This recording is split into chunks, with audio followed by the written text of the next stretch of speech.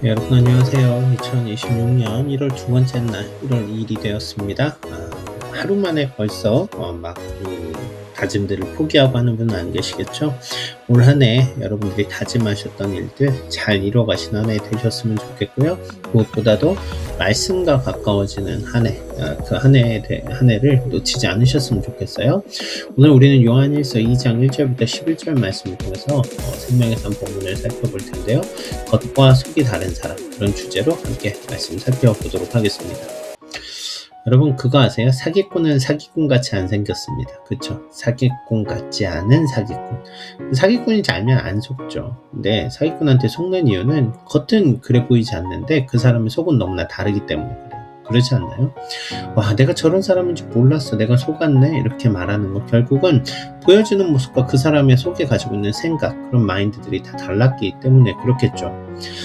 저는 좀 걱정되는 게 요즘 그런 거예요. 그리스도인들의 모습은 어떨까요? 세상이 바라볼 때 그리스도인들은 이중인격자 같지 않을까요? 교회 다닌다 그러면서 왜 저래? 교회 다니는데 뭐가 달라? 겉과 속이 우리와 전혀 다르지 않은데 만약 이런 얘기들을 하고 있다라면 우리 스스로 우리에 대한 아이덴티티, 정체성을 좀 다시 확인해 봐야겠죠. 오늘 요한일서 2장은 그 이야기들을 좀 해주고 있습니다. 먼저 두 가지 큰 부분을 살펴볼 텐데요.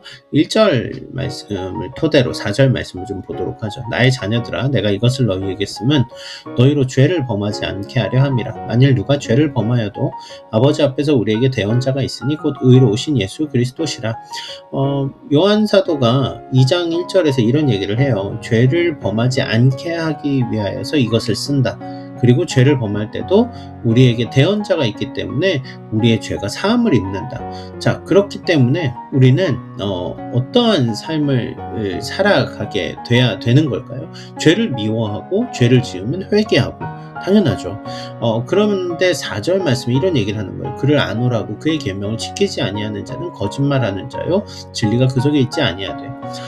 죄를 미워하지 않고 죄를 방치하고 그냥 둔다라면 그건 진리 속에 있지 않은 거죠. 죄를 우리가 완전히 컨트롤할 수는 없을지 몰라요. 하지만 죄를 고백하고 자백하고 회개하고 돌이켜서고 이 모습들이 우리에게 있어야 된다라는 거죠. 여러분 죄를 방치하면 안 됩니다. 크리스천 중에서 되게 우리 스스로 저도 좀 고민하는 게 뭐냐면 우리가 죄를 너무 하찮게 여긴다는 거예요. 난 내가 잘못한 게 사람을 미워한 거, 아니면 좀 내가 거짓말 했던 적 있었나? 내가 옛날에 잘못한 거 있는 것 같은데, 여러분, 그런 정도의 것이 아니죠. 우리가 하나님을 믿는다 말하면서 하나님이 기뻐하신 대로 살지 않고 있는 것들 다 죄잖아요. 결국 그것들이 얼마나 심각한 문제인지를 안다면 요한사도 이야기처럼 죄를 범하지 않은 삶으로 돌이키기 위해 우리가 애쓰겠죠. 그게 그리스도인의 다른 점 아닐까요? 죄를 방치하지 않는 삶, 죄를 가볍게 여기지 않는 삶, 바로 그것이 우리에게 필요하다라는 거죠. 더 나아가서요, 좀 더 긍정의 이미지로 살펴볼 필요가 있는 게 형제 사랑에 대한 것입니다. 빛 가운데 있다 하면서 그 형제를 미워하는 자는 지금까지 어둠에 있는 자요, 그 형제를 사랑하는 자는 빛 가운데 거하여 자기 속에 거리낌이 없으나 그 형제를 미워하는 자는 어둠에 있고 또 어둠에 행하며 갈 곳을 알지 못하나니 이는 그 어둠이 그의 눈을 멀게 하였습니다. 이 사랑하면 형제를 사랑하게 돼 있어요. 하나님을 사랑하면 빛 가운데 거하며 형제를 사랑하게 되어 있습니다. 그런데 빛 가운데 있다고 말하면서 형제를 미워하는 것은 말이 안 되는 거죠.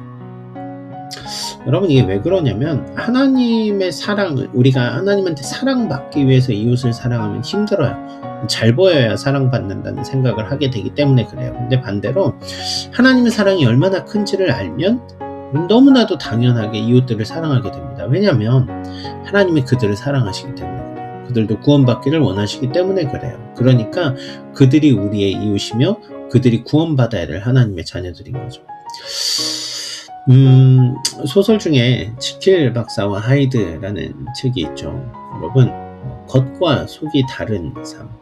우리가 그런 삶을 살아가면 안 되지 않을까요? 올 한 해 여러분들은 어떠한 삶을 살아가기를 원하십니까? 어떤 그리스도인으로서의 우리의 정체성을 회복하기를 원하십니까?